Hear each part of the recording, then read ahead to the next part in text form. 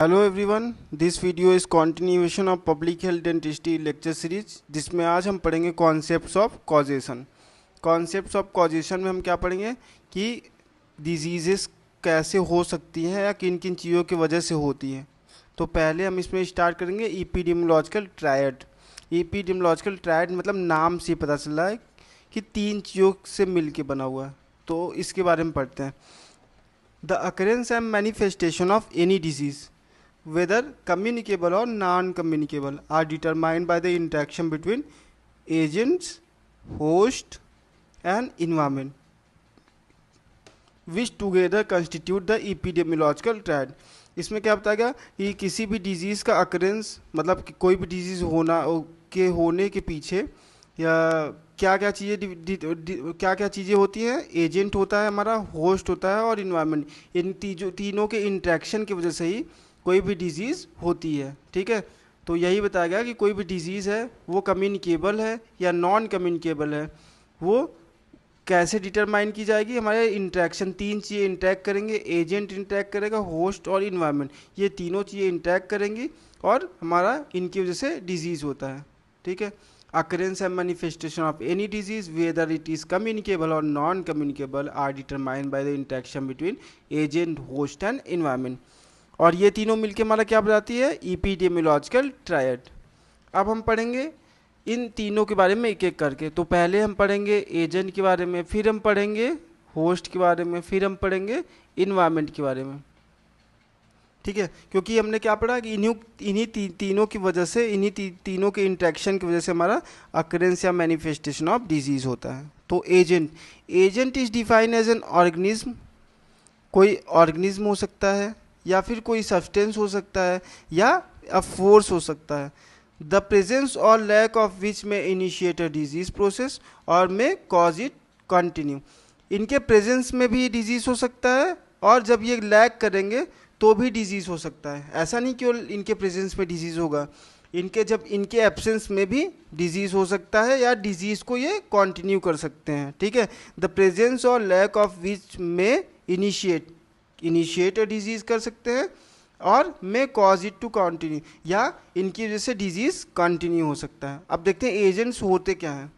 Agent हमारे दो type के होते हैं, लिविंग और बायोलॉजिकल बोलते हैं, या फिर नॉन लिविंग और इनएनिमेट बोलते हैं। लिविंग में हमारे आपको पता ही है बैक्टीरिया, वायरस और फंगाई, ये हमारे क्या आते हैं, लिविंग एजेंट्स आते हैं। नॉन लिविंग में क्या आते हैं, नॉन लिविंग में हमारे आते हैं जैसे तीन चीज़ें होती है हमारी। पहला हुआ न्यूट्रिएंट एजेंट, दूसरा हमारा हुआ केमिकल एजेंट और तीसरा हमारा हुआ फिजिकल एजेंट। तो ये हमारे हुए नॉन लिविंग एजेंट्स में। अब न्यूट्रिएंट एजेंट में क्या कहते हैं, जितने भी हमारे बॉडी में न्यूट्रिएंट्स प्रेजेंट है, जैसे प्रोटीन हुआ, फैट्स हुआ, कार्बोहाइड्रेट हुए, ये सब हमारे क्या हुए, न्यूट्रिएंट एजेंट हुए। और केमिकल एजेंट्स में हमारे क्या होते हैं, केमिकल एजेंट्स में हमारे दो टाइप के होते हैं, एक्सटर्नल और इंटरनल। एक्सटर्नल में हमारे क्या होता है, लेड और आर्सेनिक। ठीक है, इंटरनल में क्या है, जो हमारे बॉडी में प्रेजेंट है, जैसे कि urea in renal failures. Urea क्या होता है, रीनल फेलियर केसेस में यूरिया जो है बॉडी में ज़्यादा हो जाता है। ठीक है, तो ये हमारे क्या हुए, केमिकल एजेंट्स। फिजिकल एजेंट्स क्या हुए, एटमॉस्फेरिक प्रेशर और टेम्परेचर। एटमॉस्फेरिक प्रेशर क्या हुआ, ज़्यादा हो जाएगा तो भी दिक्कत है, कम हो जाएगा तो भी दिक्कत है। टेम्परेचर क्या है, टेम्परेचर बहुत ज़्यादा हो जाएगा तो भी दिक्कत है और कम टेम्परेचर रहेगा तो भी दिक्कत है। तो ये सब हमारे एजेंट्स हुए। ठीक है, अब हम पढ़ेंगे होस्ट। होस्ट क्या होता है, host is the man himself.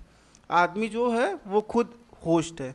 ठीक है, characteristic of a human being that determines how he react to the agent in the environment are called host factor. अब जो मैन है वो कैसे रिएक्ट करेगा, ये जो एजेंट है, जो हमारे एजेंट हैं, ये सब पढ़े हैं एजेंट्स, ये जो हमने एजेंट्स पढ़े हैं, इनसे कैसे रिएक्ट करेगा, इसको क्या बोलेंगे, या इसको कैसे डिटरमाइन किया जाएगा, इसको बोलेंगे हम host factor. How a human being is reacting to the agents present in the environment is called host factor. ठीक है, होस्ट फैक्टर हमारे बहुत सारी चीज़ों पे डिपेंड करता है, कैसा आदमी का बनावट है, कैसा इम्यून सिस्टम है, ये सारी चीज़ें हमारी डिटरमाइन करती है होस्ट फैक्टर्स में। अब यहाँ पे हम पढ़ेंगे होस्ट फैक्टर्स क्या क्या होते हैं। तो होस्ट फैक्टर में हमारी चार चीज़ें आती हैं। पहला हमारा डेमोग्राफिक कैरेक्टरिस्टिक मतलब एज कितनी है। ज़्यादा ऑब्वियसली अगर ह्यूमन बीइंग ज़्यादा या फिर जो मैन है वो ज़्यादा एज का है तो ऑब्वियसली उसकी इम्यून सिस्टम वीक हो गई होगी। ठीक है, सेक्स, कुछ डिजीजेस जो होती है वो हमारे फीमेल स्पेसिफिक होती हैं, कुछ डिजीजेस जो है वो हमारा मेन स्पेसिफिक होता है। एथनिसिटी, उसके बाद हमारा आता है बायोलॉजिकल कैरेक्टरिस्टिक। बायोलॉजिकल कैरेक्टरिस्टिक में मतलब जेनेटिक बैकग्राउंड, किसी किसी का जेनेटिक बैकग्राउंड बहुत अच्छा होता है तो उनके अंदर डिजीजेस से लड़ने की क्षमता अच्छी होती है, या फिर उनके अंदर डिजीजेस के होने के चांसेस बहुत अच्छे होते हैं, या बोल सकते हैं ये जेनेटिक, कुछ लोग जेनेटिक प्रोन होते हैं और कुछ लोग जेनेटिकली गिफ्टेड होते हैं। दूसरा हमारा होता है फिजियोलॉजिकल। तीसरा हमारा आता है बायोकेमिकल कैरेक्टरिस्टिक कैसा है। चौथा हमारा इम्यून स्टेटस कैसा है। इम्यून स्टेटस में क्या होगा, इम्यूनिटी अगर वीक रहेगी तो डिजीज़ होने के चांसेस ज़्यादा हैं, अगर अच्छा इम्यून है तो हमारा डिजीज़ होने के चांसेस बहुत ही कम है। न्यूट्रिशनल स्टेटस कैसा है, ये सब हमारा क्या आता है बायोलॉजिकल कैरेक्टरिस्टिक में। तीसरा हमारा socio economical characteristic. Socio economical characteristic में क्या क्या आता है, सोशल क्लास कैसा है, रिलीजन कैसा है, एजुकेशन कितना है, मैरिटल स्टेटस क्या है, ये सब कितना क्या आता है सोशियो इकोनॉमिकल कैरेक्टरिस्टिक में आता है। चौथा हमारा होस्ट फैक्टर्स में क्या आता है, लाइफ स्टाइल। लाइफ स्टाइल्स में क्या है कि जो हमारा होस्ट है वो कैसे कैसे सोसाइटी में रह रहा है, उसकी लिविंग हैबिट कैसी है, अपर सोसाइटी में रह रहा है या लोअर सोसाइटी में रह रहा है। ऑब्वियसली लोअर सोसाइटी में रहेगा तो उसको जो सुविधाएं हैं वो अच्छी नहीं मिलेंगी। तो ये सब चीज़ें क्या हुआ हमारे लाइफ स्टाइल। और फूड हैबिट्स में क्या क्या आता है, जैसे कि फूड हैबिट्स में क्या है कि प्रॉपर बैलेंस डाइट मिल रहा है कि नहीं मिल रहा है, ठीक है। ये सब चीज़ें किस में आती हैं, लिविंग हैबिट और फूड हैबिट में आती हैं। तो ये सब चीज़ें होस्ट फैक्टर्स हैं पूरे, demographic characteristic, biological characteristic, socio economical characteristic या सोशियो इकोनॉमिकल कंडीशन कैसा है, लाइफ स्टाइल कैसी है, लिविंग हैबिट कैसा है, कैसा रहन सहन है, फूड हैबिट कैसा है, बैलेंस डाइट मिल पा रही कि नहीं, खाना प्रॉपरली पा रहा है कि नहीं। तो ये सब चीज़ें होस्ट फैक्टर्स हैं। अब हम पढ़ेंगे इन्वायरमेंट। इन्वायरमेंट में क्या है कि environment is the source. Environment हमारा क्या है, इन्वायरमेंट इज़ द सोर्स और रिजर्वायर, किसके लिए, for the agents of disease, ठीक है। जितने भी एजेंट्स हैं जो डिजीज़ कॉज करते हैं सब कहाँ प्रेजेंट रहते हैं, हमारे इन्वायरमेंट में, ठीक है। इन्वायरमेंट हेल्प इन मतलब it help in the transmission of the agent to the host. हमारे इन्वायरमेंट से ही तो हमें बहुत सारी डिजीज़ मिलती है, तो वही यहाँ बोला गया, it helps in the transmission of the agent to the host, bringing about the contact and interaction during such interaction. अब जैसे कि इन्वायरमेंट में ही तो हमें बैक्टीरिया या बहुत सारी चीज़ों से इन्फेक्शन होता है, ये सब चीज़ होता है या इंटरेक्शन होता है। तो जब during such interaction the environment में be favourable to man and unfavourable to agent और वाइस वर्सा। इसको मैं समझाता हूँ।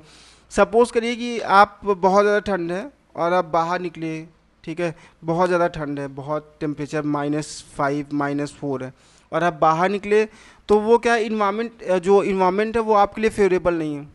तो बहुत ज़्यादा चांसेस है कि आपको जब आप बाहर निकले हैं या घर से, तो अगर थोड़ी सी भी ठंड लगेगी तो आपको क्या हो जाएगा, कोल्ड हो जाएगा। तो क्या उसमें क्या हुआ, जो हमारा इन्वायरमेंट है वो फेवरेबल था किसके लिए, एजेंट के लिए, ना कि हमारे लिए, ठीक है। और यही नॉर्मल टेम्परेचर है और आप निकले तो आपको कुछ भी दिक्कत नहीं हुई, तो उसमें क्या हुआ, the environment is favourable for man. तो ये बस मैं आपको समझाने के लिए बताया था कि कैसे इन्वायरमेंट फेवरेबल हो सकता है या अनफेवरेबल हो सकता है हमारे लिए। तो आई होप समझ में आ गया होगा आपको कि इन्वायरमेंट क्या है। तो बताया गया इन्वायरमेंट इज़ द सोर्स और reservoir for the agent of disease, it help in the transmission of the agent to the host, bringing about their contact and interaction. क्या होता है, एजेंट और हमारा जो होस्ट है उसका कॉन्टैक्ट हुआ, ठीक है। During such interaction the environment जो होता है वो can be favourable to man and unfavourable to agent और वाइस वर्सा, ठीक है। अब देखते हैं इन्वायरमेंट कितने टाइप के होते हैं। इन्वायरमेंट हमारा 2 टाइप का होता है, इंटरनल एंड एक्सटर्नल। इंटरनल में क्या होता है, जो हमारे बॉडी के अंदर का इन्वायरमेंट है, जैसे क्या हुआ, each and every component, part, every tissue, organ and organ systems, ये सब क्या है, हमारे इंटरनल इन्वायरमेंट है। मतलब हमारे अंदर के एवरी टिश्यू, ऑर्गन और जो हमारे ऑर्गन्स को मिला के ऑर्गन सिस्टम है, ये सब क्या बनाते हैं, internal environment. Internal environment is directly related to internal health. Internal environment किससे रिलेटेड है, डायरेक्टली रिलेटेड टू हमारे इंटरनल हेल्थ से। अगर हमारा इंटरनल इन्वायरमेंट अच्छा है तो ऑब्वियसली सारी चीज़ें अच्छे से फंक्शन कर रही है तो इंटरनल हेल्थ भी अच्छा होगा, ठीक है। Fault in the functioning of one or more component, अगर जो हमारा एक भी, जैसे कि किसी भी एक ऑर्गन में उसकी फंक्शनिंग सही से नहीं हो पा रही है, या क्या उसमें कोई दिक्कत आ गया, तो क्या होगा उसके, fault in the functioning of one or more component parts result in the disharmony or disease. तो क्या हो सकता है, डिसहार्मोनी हो सकती है या फिर डिजीज हो सकता है। उसके बाद में आता है एक्सटर्नल इन्वायरमेंट। एक्सटर्नल इन्वायरमेंट में तीन चीज़ें हम पढ़ेंगे, physical environment, biological environment and social environment. Physical environment में क्या क्या आता है, gases, liquid and solids. Gas मतलब कि जो भी हमारे चीज़ें आउटर जो हमारे इन्वायरमेंट में, फिजिकल इन्वायरमेंट जो भी जितने भी गैसेस हैं, लिक्विड और सॉलिड्स, मतलब सारी चीज़ें हमारे क्या हुए, फिजिकल इन्वायरमेंट में आ गए। बायोलॉजिकल इन्वायरमेंट में क्या क्या आता है, जितने भी लिविंग थिंग्स हैं, मतलब जितने भी लिविंग, जैसे प्लांट, जितने भी प्लांट्स हुए, जितने भी एनिमल्स हुए, जो भी लिविंग है वो सारे हमारे क्या हुए, बायोलॉजिकल इन्वायरमेंट हुए। सोशल इन्वायरमेंट मतलब क्या हुआ, सोशल इन्वायरमेंट हमारे दो चीज़ों पे डिपेंड करता है, सोशल फैक्टर और इकोनॉमिकल स्टेटस में। सोशल फैक्टर में जैसे कि किस सोसाइटी में वो इंसान रह रहा है, तो सोशल फैक्टर्स में क्या होगा कि social factors provide stimuli that effect the physical, mental and social status of the man. अच्छे सोसाइटी में रहेगा तो उसका फिजिकल, मेंटल और सोशल जो चीज़ें रहेंगी वो अच्छी रहेंगी। लोअर सोसाइटी में रहेगा या सोसाइटी अच्छी नहीं रहेगी तो ये हमारा फिजिकल, मेंटल और सोशल स्टेटस, सोशल स्टेट को भी हार्म करेगा। तो ये हमारा हुआ सोशल फैक्टर। इकोनॉमिक फैक्टर में क्या हुआ कि अगर लो इकोनॉमिक स्टेटस है तो ऑब्वियसली उसको लेस डाइट मिलेगा, या पुअर हाउसिंग रहेगी, और उसके पास मेडिकल एड के लिए भी पैसे नहीं रहेंगे। हाई इकोनॉमिक के, हाई इकोनॉमिकल सेक्शन का है तो अच्छी डाइट मिलेगी, अच्छा हाउसिंग मिलेगा, और मेडिकल एड के लिए भी उसके पास पैसे रहेंगे। तो ये हमारा हुआ इकोनॉमिकल फैक्टर्स और सोशल फैक्टर्स। तो इन्वायरमेंट में हमने दो चीज़ें पढ़ी, एक इंटरनल इन्वायरमेंट जो हमारे अंदर का इन्वायरमेंट है उसको बोलते हैं internal environment within our body. External environment में तीन चीज़ें, physical, biological and social. Physical में gas, liquid and solids. Biological में जितने भी लिविंग ऑब्जेक्ट या लिविंग थिंग्स हमारे सराउंडिंग में है। सोशल इन्वायरमेंट में जैसे सोशल फैक्टर्स और इकोनॉमिक फैक्टर्स, ये दो चीज़ें हमारा सोशल इन्वायरमेंट डिफाइन करती है। हम पढ़ेंगे मल्टी फैक्टोरियल कॉजेशन। इसमें क्या है, modern disease of civilisation like coronary heart disease and cancer could not be explain on the basis of the single cause idea because they we are due to multiple factors. इसमें क्या बोला कि जो नए civilisation के disease हैं जैसे कि कोरोनरी हार्ट डिजीज़ या फिर कैंसर्स हुए, ये एक रीज़न इनको एक सिंगल कॉज आइडिया के बेसिस पे नहीं डिफाइन किया जाता क्योंकि ये मल्टीपल फैक्टर्स की वजह से होते हैं। ठीक है, this concept offers multiple approach for the prevention of disease. इस कॉन्सेप्ट में क्या बताया गया कि अगर इन सब डिजीज़ को रोकना है तो हमें मल्टीपल या फिर मल्टीपल अप्रोचेस ऑफर करने पड़ेंगे इनको रोकने के लिए, क्योंकि इनका जो कॉज है वो मल्टीपल फैक्टर्स की वजह से हो रहा है। तो इनको रोकने का तरीका भी क्या होना चाहिए, मल्टीपल अप्रोच होना चाहिए। ठीक है, तो ये हमारा हुआ मल्टी फैक्टोरियल कॉजेशन, जिसके अकॉर्डिंग क्या है कि हमारे जो डिजीज़ होते हैं वो मल्टीपल फैक्टर्स की वजह से होते हैं। तो उनको रोकने का तरीका क्या होना चाहिए, मल्टीपल फैक्टोरियल अप्रोच हमें अपनाना चाहिए, जिसकी वजह से जिससे हम उनको रोक सकें। अब तीसरा हमारा क्या है, natural history of disease. Natural history of disease में हमारा क्या आता है, period of pre pathogenesis and period of pathogenesis. Period of pre pathogenesis में क्या है कि डिजीज़ जो डिजीज़ कॉज करने वाले एजेंट हैं अभी बॉडी में इंटर नहीं किए हैं। The disease agent has not yet entered man but the factors which favours its interaction with in the human host are present in the environment. But जो factors हैं जो फेवर करते हैं हमारे जो एजेंट्स को एंट्री करने में ह्यूमन बीइंग में, वो हमारे इन्वायरमेंट में प्रेजेंट है। मतलब जो इन्वायरमेंट है वो फेवरेबल है किसके लिए, हमारे एजेंट्स के लिए। ठीक है, अब इसमें क्या है, पीरियड ऑफ पैथोजेनेसिस में इसमें क्या हुआ कि phase begin with the entry of the disease agent. अब देखिए इसमें पहला फेज क्या हुआ कि जो हमारे डिजीज़ कॉज करने वाले एजेंट है वो एंट्री कर गए हैं इनटू द ह्यूमन होस्ट। अब इसका आउटकम क्या होगा, ऑब्वियसली जब एंट्री किए हैं तो डिजीज़ कॉज करेंगे, तो इसका फाइनल आउटकम क्या होगा, या तो आदमी रिकवर कर जाएगा या तो डिसेबिलिटी हो जाएगी, कोई ऑर्गन खराब हो जाएगा जिसकी वजह से डिसेबल हो जाएगा, या फिर डेथ हो सकती है। तो ये हमारा हुआ period of pathogenesis. Period of pre pathogenesis में मतलब एजेंट इंटर नहीं किए हैं बट हमारा इन्वायरमेंट वो है, इन्वायरमेंट जो है वो फेवरेबल है किसके लिए, एजेंट के लिए। ठीक है, और पीरियड ऑफ पैथोजेनेसिस में क्या है कि एंट्री हो गई है डिजीज़ की, सॉरी डिजीज़ एजेंट की, और जो हमारा आउटकम हो या तो वो रिकवर कर जाएगा, ठीक है, डिजीज़ से, या तो डिसेबिलिटी हो जाएगी या फिर डेथ हो जाएगा। उसके बाद हमारा आता है web of causation. Web of causation में क्या बताया गया है कि डिजीज़ जो हमारा होता है is the result of interaction of multiple factors. Disease जो होता है वो किस वजह से होता है, is the result of multiple factors की वजह से होता है। अब देख इस एग्जाम्पल, अब जैसे हम डेंटल केरीज का एग्जाम्पल लेते हैं और समझते हैं वेब ऑफ कॉजेशन, मतलब कि जैसे डेंटल केरीज है तो किन किन वजह से होता है। मान लो माल लाइन टीथ है, माल लाइन टीथ है तो उसकी वजह से क्या हुआ, साफ सफाई रखेंगे नहीं तो पुअर ओरल हाइजीन हुआ, पुअर ओरल हाइजीन हुआ तो कैरियोजेनिक माइक्रो ऑर्गेनिजम्स आएंगे और टाइम के साथ हमारा डेंटल केरीज हुआ। दूसरा एज हमारा है, एज बहुत ज़्यादा हुआ तो सलाइवा का फ्लो कम हो जाता है, ठीक है, उसकी वजह से क्या हुआ, पुअर ओरल हाइजीन हुआ, पुअर ओरल हाइजीन हुआ तो हमारा क्या हुआ, कैरियोजेनिक ऑर्गेनिज्म या कैरियोजेनिक बैक्टीरिया आएंगे, फिर टाइम के साथ डेंटल केरीज हुआ। सोशियो इकोनॉमिकल स्टेटस, अगर वीक सोशियो इकोनॉमिकल स्टेटस है या फिर लैक ऑफ नॉलेज है, ठीक है, तो जिसकी वजह से क्या हुआ, पुअर ओरल हाइजीन हुआ और कैरियोजेनिक माइक्रो ऑर्गेनिज्म हुए, तो सेम वही डेंटल केरीज हुआ। अब जैसे लैक ऑफ नॉलेज है तो क्या हुआ, डाइट जो हमारा है वो डाइट सही नहीं रखेंगे, स्टिकी फूड्स बहुत खाएंगे और हाइजीन रखेंगे नहीं, तो उसकी वजह से भी क्या हुआ, कैरियोजेनिक माइक्रो ऑर्गेनिज्म का ग्रोथ होगा और हमारा डेंटल केरीज हुआ। तो ये हमारा क्या है, समझे में यहाँ पे कि जो हमारा डेंटल केरीज ये है वो हमारा इंट्रैक्शन ऑफ मल्टीपल फैक्टर्स की वजह से हो रहा है, ठीक है। तो ये हमारा वेब ऑफ कॉजेशन हुआ कि कोई भी डिजीज़ वो किस वजह से होती है, is the result of multiple factors. अब पांचवा हम क्या पढ़ेंगे, risk factor and risk group. Risk factors मतलब क्या होता है, risk factors means exposure that is significantly associated with the development of a disease. Risk factor में क्या है कि एक्सपोजर जो कि एसोसिएटेड है डेवलपमेंट ऑफ डिजीज से, और रिस्क ग्रुप क्या है, are those who are expose to risk factors. Risk factors में क्या है कि ऐसे लोग जो कि that is significantly associated with the develop, जिनके में डिजीज होने के चांसेस बहुत ही ज़्यादा है। Risk factors means exposure that is significantly associated with the development of disease, ठीक है, ऐसे ऐसे लोग जो कि बहुत हाई चांसेस हैं जिनके अंदर डेवलपमेंट ऑफ डिजीज हो जाए, ठीक है।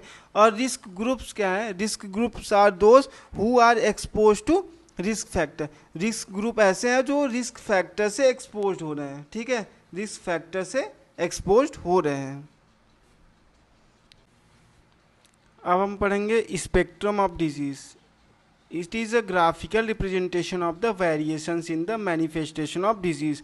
मतलब क्या, ये ग्राफिकल रिप्रेजेंटेशन शो करता है कि एक डिजीज़ की वजह से क्या क्या हो सकता है हमारा, ठीक है। It may be defined as the sequence of event that occur in the human host from the time of contact with the etiological agent up to the point of the ultimate outcome, ठीक है। ये क्या show करता है कि time of contact with the etiological agent मतलब agents के interaction से लेके अप टू द आउटकम मतलब फाइनल आउटकम तक आप फाइनल आउटकम क्या आ रहा है वो पूरा इसमें शो होता है, ठीक है। विच में B fatal in extreme cases, और एक्सट्रीम केसेस में क्या हुआ, फैटल हो सकता है, आदमी की डेथ हो सकती है, ठीक है। तो जैसे क्या हुआ कि ये हमारा क्या शो कर रहा है सबसे ऊपर, सब क्लिनिकल इन्फेक्शन, मतलब इन्फेक्शन हुआ है बट एकदम आदमी के अंदर कोई भी क्लिनिकल विजिबिलिटी नहीं है, तो उसको क्या बोलेंगे, सब क्लिनिकल इन्फेक्शन। मतलब आदमी जो है वो कांटेक्ट विद द एजेंट हो गया है बट कोई भी अभी तक उसके अंदर सिम्टम नहीं शो कर रहा है, ठीक है। ये हमारा क्या हुआ, सबसे लोवेस्ट लेवल का इवेंट हुआ किसमें, डिजीज़ के, ठीक है। अब क्या हुआ, जैसे जैसे डिजीज़ प्रोग्रेस करेगा तो वो एक्सट्रीम केसेस में कहाँ तक जा सकता है, फैटल, आदमी की डेथ हो सकती है। तो इसी को बोलते हैं स्पेक्ट्रम ऑफ डिजीज, ठीक है, graphical representation of the variation in manifestation of disease. तो ये हमारा हुआ स्पेक्ट्रम ऑफ डिजीज। अब लास्ट में हम पढ़ेंगे iceberg of disease. Iceberg of disease में ये है कि जो हेल्थ प्रोफेशनल्स होते हैं, health professionals can see only a small part of the illness in the community। जो हेल्थ प्रोफेशनल्स होते हैं वो केवल छोटे एकदम छोटा पार्ट ऑफ द इलनेस देख सकते हैं कम्युनिटी की, बल्कि जो बहुत बड़ा पार्ट ऑफ द इलनेस है वो हमारा छुपा ही रह जाता है। अभी आगे हम समझाएंगे तो आपको अच्छे से समझ आएगा। Just as only small part of an iceberg is visible the surface of the water, जैसे आइसबर्ग होता है वो हमारा मोस्ट ऑफ द आइसबर्ग वो हमारा वाटर के नीचे रहता है, और एकदम छोटा सा पार्ट जो है आइसबर्ग का वो ऊपर दिखता है। ठीक है, इसी की वजह से इसी की वजह से तो आप जानते हैं कि टाइटैनिक जो हमारा था वो डूब गया था, क्योंकि उन्हें लगा कि बहुत छोटा हमारा आइसबर्ग है, जबकि होता क्या है कि small part of the iceberg visible होता है ऊपर, और बहुत बड़ा उसका 90% जो हिस्सा होता है वो हमारा नीचे साइड होता है। अब हम पढ़ेंगे iceberg of dental caries. Iceberg of dental caries में क्या हम पढ़ेंगे कि जो आपका इसमें हम देखेंगे कि कैसे कैसे डेंटल कैरीज जो है वो हमारा आगे बढ़ता है, और क्या क्या हमें दिखता है, क्या क्या नहीं दिख पाता है। ठीक है, तो इसमें पहला क्या है, सब क्लिनिकल इनिशियल लीजन है in a dynamic state of progression. ठीक है, जो लीजन है वो क्या है, इनिशियल है और डायनेमिक स्टेट ऑफ प्रोग्रेशन या रिग्रेशन है, मतलब वो प्रोग्रेस भी हो सकता है या रिग्रेस भी हो सकता है, और सब क्लिनिकल मतलब हमें दिखाई नहीं देगा। ठीक है, तो इसमें क्या करेंगे, नो एक्टिव केयर, कोई भी केयर की ज़रूरत नहीं होगी। ठीक है, अब दूसरा उसके अपर स्टेप में क्या आता है, lesion detected with additional diagnostic aids, मतलब लीजन तभी दिखेगा जब हम एडिशनल डायग्नोस्टिक एड्स या फिर स्पेशल डायग्नोस्टिक एड्स यूज़ करेंगे तभी दिखेगा, नॉर्मल आपको माउथ मिरर प्रोब से नहीं दिखेगा।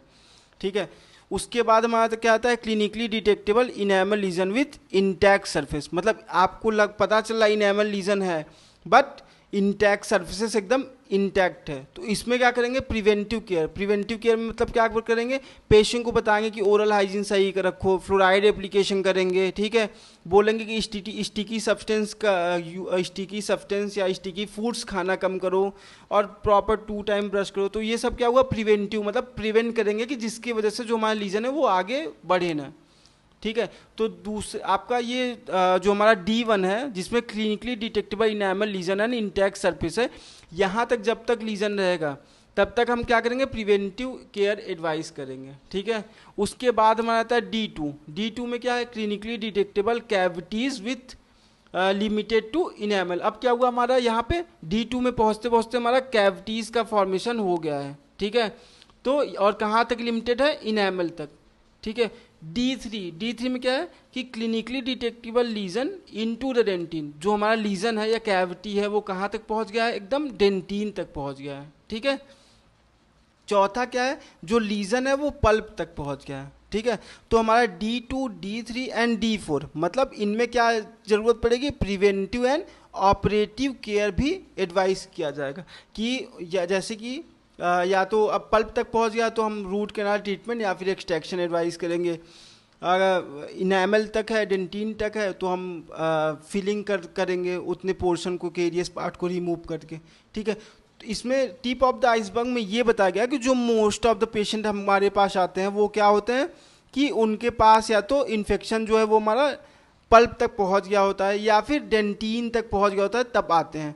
ठीक है, बट जो टिप ऑफ द आइसबर्ग है उतना ही हमें दिखता है कि यार इतने ही पेशेंट है, बट जो मास एरिया है, मास एरिया जो D2 तक है, मतलब इनेमल तक कैविटीज़ है, वो हमें विजिबल ही नहीं होता है। ठीक है, तो वही बोला गया है कि only tip of the iceberg. यहाँ पे देखिए, health professional see only a small part of the illness in the community.